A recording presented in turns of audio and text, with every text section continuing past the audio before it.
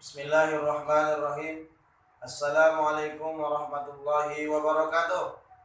Apa kabar anak bapak semua? Sehat? Mudah-mudahan alhamdulillah anak bapak semua sehat walafiat. Amin amin ya rabbal alamin.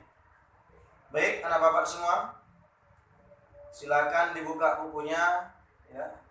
Buku agamanya di halaman 6. Materi yang akan kita bahas yang pertama yaitu mengenai di halaman 6 itu ada B, percaya diri dan mandiri. Nah, anak bapak semua, pertama kita akan membahas sikap percaya diri. Tentunya anak bapak di rumah tidak cukup hanya mendengarkan video, tetapi memang anak bapak supaya bisa melaksanakan mengerjakan tugas agama ini, yang pertama harus mendengarkan video dari awal sampai dengan selesai. Nah, setelah sudah mendengarkan video, anak bapak di rumah jangan lupa buka bukunya. Di halaman 6 ya. Di situ ada percaya diri dan mandiri. Kamu anak muslim harus memiliki percaya diri dan mandiri. Untuk memiliki kedua sifat itu, anak bapak, kamu harus membaca, mengetahui, dan memahami uraian berikut ini. Tentunya, anak bapak di rumah harus membaca yang nomor 1. Apa itu? Sikap percaya diri. Ya. Setelah anak bapak membaca nanti sikap percaya diri dari atas sampai ke bawah, nah di situ barulah membahas tentang yang nomor 2 di halaman 7. Apa di halaman 7? Yang poin kedua tentang sikap mandiri. Ada juga gambarnya di situ, gambar 1. Ada gambar jam di situ, jam 5 pas. Ada gambar 2 di situ, ada seorang laki-laki sedang menulis, itu jam 7. Nah, anak bapak di rumah, ketika kita membaca di halaman 6 mengenai sikap percaya diri, anak bapak baca di rumah dari atas sampai ke bawah ya. Bapak hanya membacakan, menjelaskan tentang poin-poin besarnya saja. Nah, contoh percaya diri. Kamu tentu masih ingat sikap percaya diri Nabi Muhammad SAW. Itulah yang harus kamu teladani dalam kehidupan sehari-hari. Dalam belajar, kita harus percaya diri. Allah telah memberikan kita akal dan pikiran. Kita harus menggunakannya untuk belajar dengan giat, semangat. Kita harus yakin bahwa belajar akan membuat kita pintar. Ketika mengerjakan tugas, kita harus percaya diri dengan cara mengerjakannya dengan sungguh-sungguh. Jangan mudah putus asa. Ketika mendapat kesulitan itu adalah tantangan yang harus kita hadapi. Dalam beribadah juga begitu. Kita harus percaya diri, yakinlah bahwa Allah melihat semua ibadah kita. Lakukanlah ibadah karena ingin mendapatkan ridhonya Allah Subhanahu wa ta'ala, agar Allah memberikan pahala kepada kita. Masih banyak lagi contoh sikap percaya diri. Berlatihlah menjadi orang yang percaya diri dengan cara yang pertama, rajin belajar. Yang kedua, rajin beribadah dan melaksanakan tugas dengan penuh tanggung jawab. Ini disebut dengan contoh atau yang berkaitan dengan sifat atau sikap percaya diri.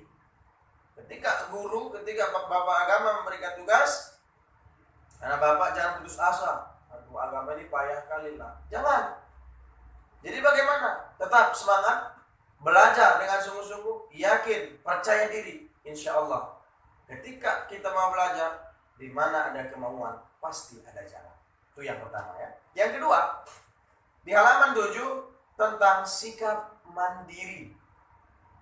Kalau anak bapak melihat gambar 1 sama gambar 2, tentunya ini adalah merupakan contoh yang berkaitan dengan sikap mandiri. Apa itu? Anak bapak di gambar 1 ketika sudah bangun dari tidur, anak bapak harus mandiri. Lipat selimutmu, rapikan tempat tidurmu. Begitu sudah rapi, sudah bagus tempat tidur, sudah rapi selimutnya, masuk kita ke gambar 2. Apa itu? Belajar. Walaupun dalam situasi seperti ini, kondisi COVID, ya, kita harus semangat belajar, walaupun di rumah kita belajarnya. Nah, bagaimana contoh sikap mandirinya? Apa saja tanggung jawabmu? Coba sebutkan. Mandi 2 kali sehari, menyiapkan perlengkapan sekolah, belajar setiap malam, merapikan kamar, membersihkan rumah, menyiram tanaman kalau ada tanamannya, dan sebagainya. Semua itu adalah tanggung jawabmu. Kamu harus melakukannya sendiri setiap hari tanpa harus menunggu diperintah oleh ayah dan ibumu. Kamu harus malu jika kamu tidak melakukannya. Kamu sudah harus lebih bagus, harus lebih mandiri, ya, dengan semampu anak bapak di rumah. Ayah dan ibu pasti bangga kepada anak bapak ketika anak bapak di rumah bisa dengan mandiri. Nah, sekarang masalah tugas, ya. Jadi anak bapak, sekali lagi bapak bilang, tonton video sampai selesai, dari awal sampai akhir. Jangan lupa dibuka bukunya di rumah. Kenapa? Karena buku agama kita dengan video ini berkaitan, harus sinkron, supaya bisa anak bapak mengerjakan tugasnya di rumah. Apa tugasnya? Tugasnya mudah. Buka di halaman 8, ya. Di halaman 8 itu tugasnya ada di situ kolom. Ini, kolom 1, kolom 2. Nah, ya. Nah, apa itu pekerjaan? Nomor 1 pekerjaan. Pekerjaan yang dilakukan dengan mandiri. Apa saja pekerjaan yang bapak lakukan di rumah dengan mandiri? Sebutkan di sini. Sampai alasannya apa? Tulis di sampingnya. Baru kolom kedua, pekerjaan yang dilakukan dengan bantuan orang lain. Apa contohnya? Misalnya bapak kasih 1, ya. Pekerjaan yang dibantu oleh orang lain.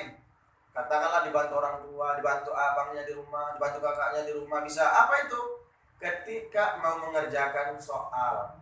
Ya, ini soal. Kalau enggak dibantu sama orang tua, dibantu sama keluarga, enggak punya HP toh. Nah, jadi gimana ngirim tugasnya? Itulah termasuk ketika anak bapak mengerjakan tugas sudah selesai, minta tolong difotokan, dikirim ke WA Bapak Rozikin Batubara. Ini salah satu contoh untuk pekerjaan yang dibantu oleh orang lain. Apa alasannya? Karena tanpa bantuan orang saya tidak akan bisa mengirim tugas saya.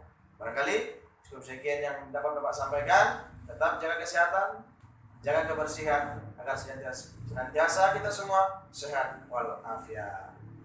Wassalamualaikum warahmatullahi wabarakatuh.